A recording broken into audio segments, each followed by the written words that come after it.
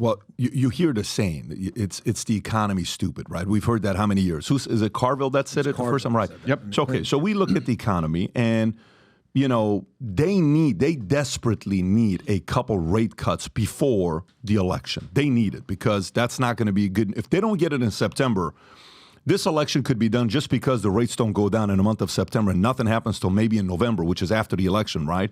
So if you look at right now, Fed's Waller says rate cuts will have to wait until several more months of good inflation data. Okay, so this report comes in yesterday. In the balance of a significant weakening in the labor market, I need to see several more months of good inflation data before I would be comfortable supporting an easing in the stance of monetary policy, Waller said in a speech.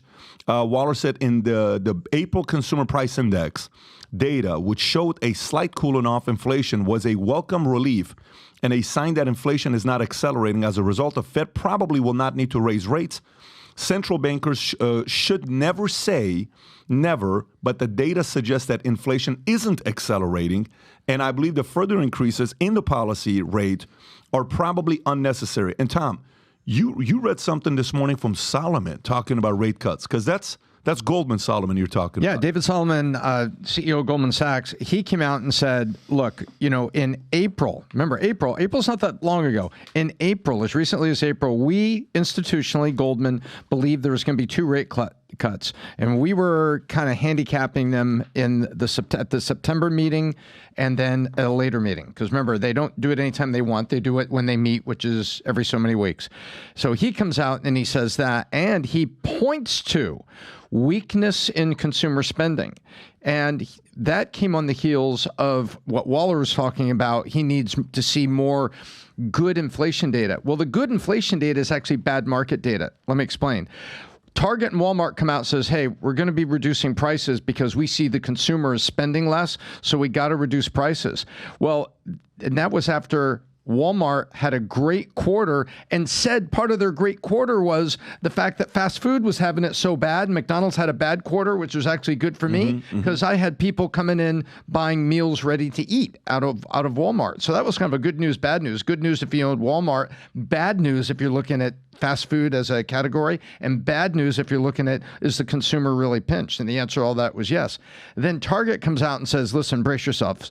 We had a rough quarter, and we think it's going to be a rough quarter next time, and we're actually slashing prices. Holy crap. Now they're saying, you might as well just say, we're slashing profits for the second quarter, which is what they said. So the market attacked the Target stock. Now you've got Waller from the Fed, and you've got Solomon saying, hang on, folks, it's not really deflation Rob, here. is there actually a video of Solomon saying something? Because with the article you went to, I saw a video there with his face at the top. So what?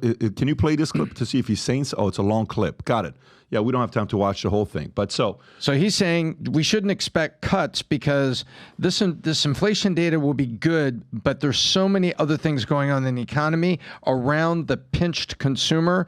He says, I don't see the rate cuts coming down because we actually, in the midst of this, still have inflation risk, and inflation is hanging at 3.7. For Solomon to say that, Dan, what do you think about this? What do you think about what Solomon is saying? Well, he's not wrong. I mean, if you look at the PPI, what the producers are paying for basically wholesale to get stuff in the door, that hasn't ebbed at all. So eventually those costs are going to have to be passed on to consumers. I mean, where do corporations get their money? Consumers. I mean, unless you're not, if you don't have billions in government contracts. But here's the issue politically, why this is such a big deal. And, let's be fair here. Republicans have pushed for loose Fed policy, too. I mean, it's not just Democrats because they like it. I mean, obviously, if money... For sure. Everything has a cost, right? Yes. The bagel cost. What's the cost of money? The interest rate. Money has a cost, too. So you want money to be cheaper. You want it flowing through the economy. And it's great in an election year to say, I did it. It's fantastic. And then look, you'll get, home... They want the mortgage. I mean, obviously, the home industry is very interest rate sensitive. But here's the issue Biden's going to have for the election. One, folks, it's too late.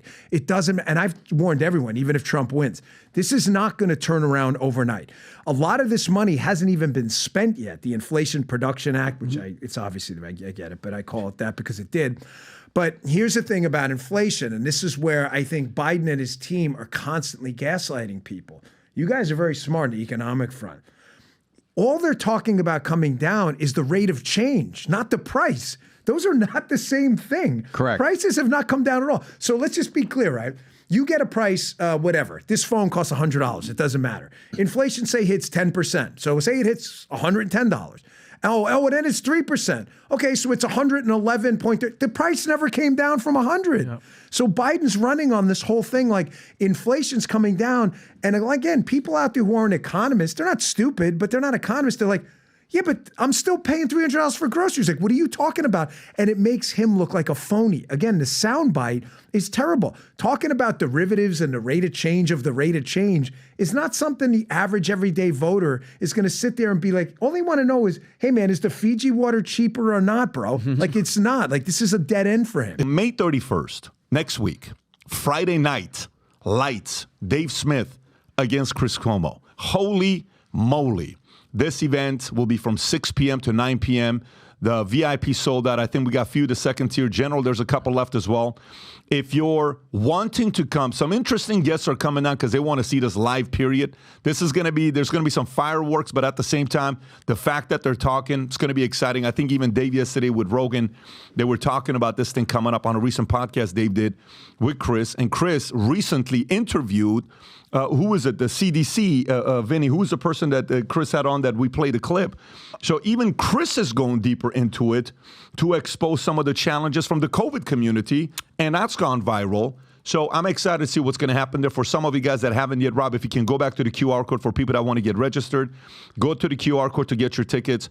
Next Friday night, all of us are going to be there, May 31st. And at the same time, you can go to 5990live.com for the people that are listening on Spotify and Apple, 5990live.com. Get your ticket. We'll see you there next Friday, May 31st, 6 to 9. So if you like this clip and you want to watch another one, click right here. And if you want to watch the entire podcast, click right here.